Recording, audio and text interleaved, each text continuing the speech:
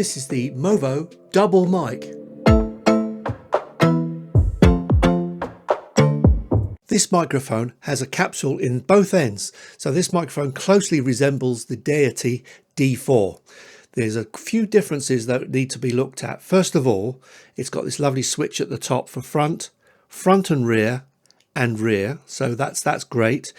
It's got a switch for camera and a switch for phones, so this can be used with phones. The wire is fixed, but on the end is a 3-pin plug. It's not a normal stereo plug. That's because it can be used with phones, but you switch it like you do with other products to camera, so it uses the right pins. Doesn't come off though. It's got a lyre shock mount, which is good news. And here's even better news. When you record on the front records on both channels. When you record on the back, it records on both channels. And when you record front and back, it mixes the two together. So there's no post to do, no post work at all, really. It just puts it all together in a dual mono signal. Now that's very different to the D4, because with the D4, the front goes on one channel, the back goes on another channel, then you have to do the mixing. With this, it sends it in dual mono straight to your editor.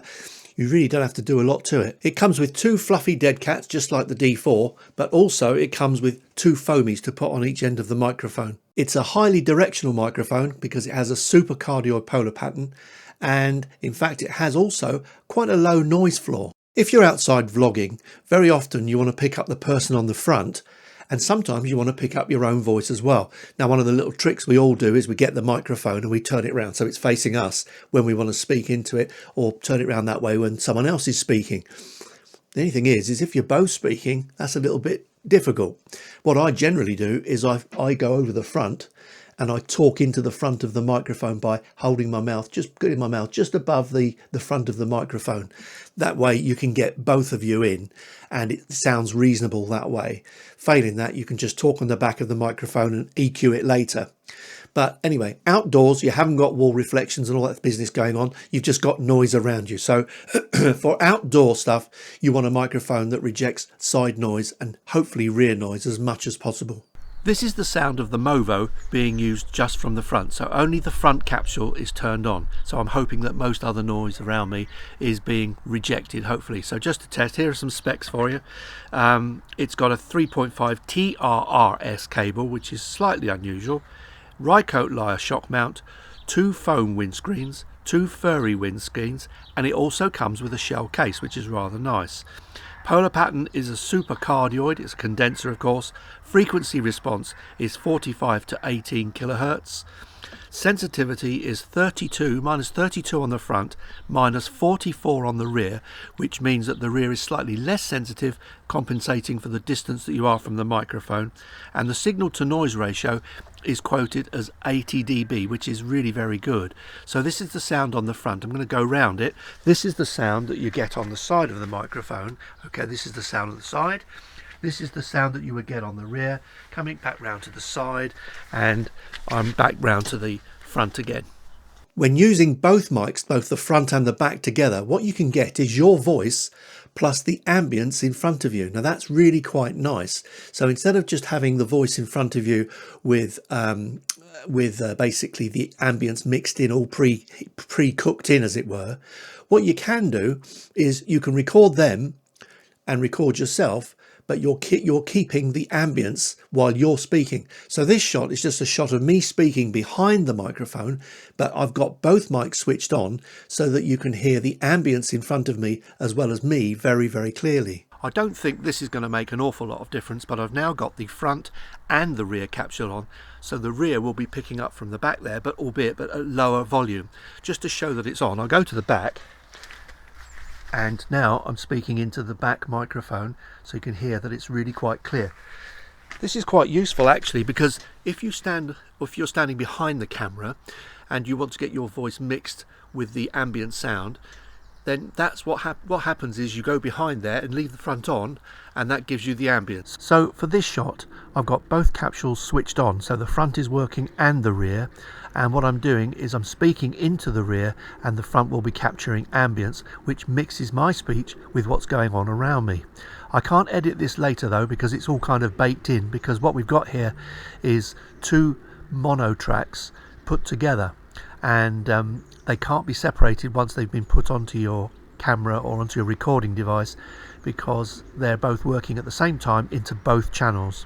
If you want to record just your own voice and you don't want the ambience at all, like a voiceover, then all you've got to do is turn on the rear mic, and that cuts out the front altogether. And that really does cut down the ambience and give a nice, pure, almost voiceover-like voice, which is quite nice. Have a listen to this. Now the ambient sounds should be greatly reduced because I've switched the front capsule, the front microphone off, and only the rear one is working, and that way what happens is the sounds that are in the front of this are hopefully being rejected, so this sounds more like a voiceover type thing. So that's quite nice if you want to get a nice clear speech, or if it's very noisy in front of you. One thing you have to be careful about with this mic is the rejection of wind sound. The furry dead cats are quite small and they don't really hold off a lot of wind, so I would say this is a fair weather indoor type of microphone. I'll just show you, just a slight breeze.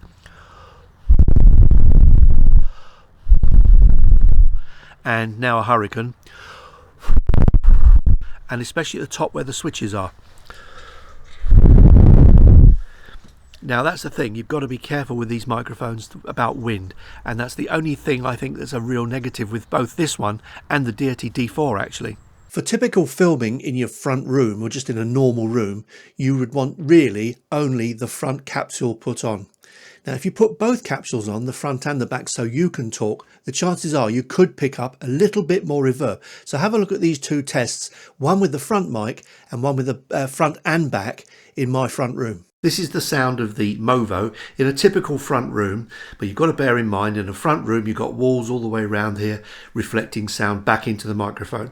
Now I've only got the front microphone on, so I'm going to test the polar pattern. So this is the Movo 2 feet from the front.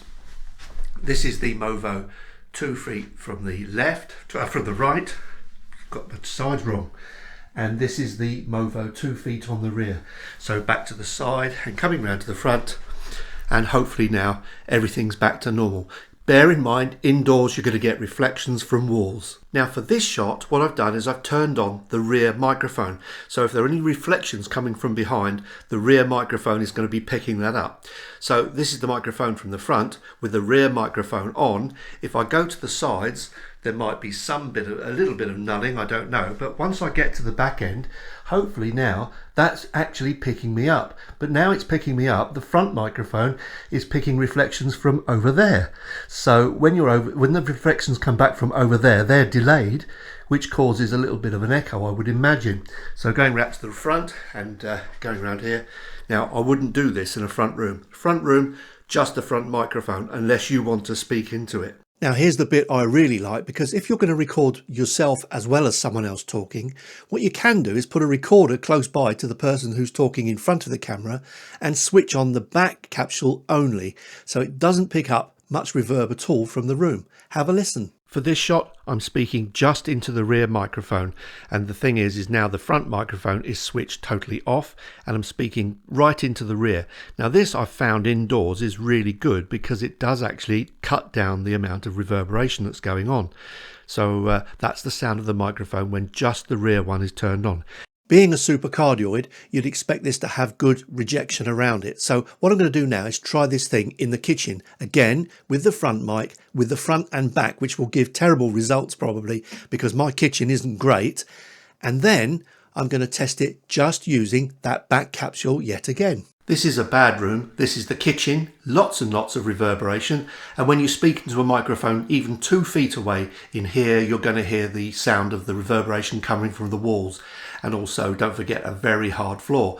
So that's to be expected from any microphone, but this is what this one sounds like when you're in a pretty poor room, to say the least. Now this would probably be the worst way to use this microphone in a reverb laden environment, because I've got the front and the back switched on, and now the back microphone is rejecting me, but it's probably picking up sounds from the rear walls.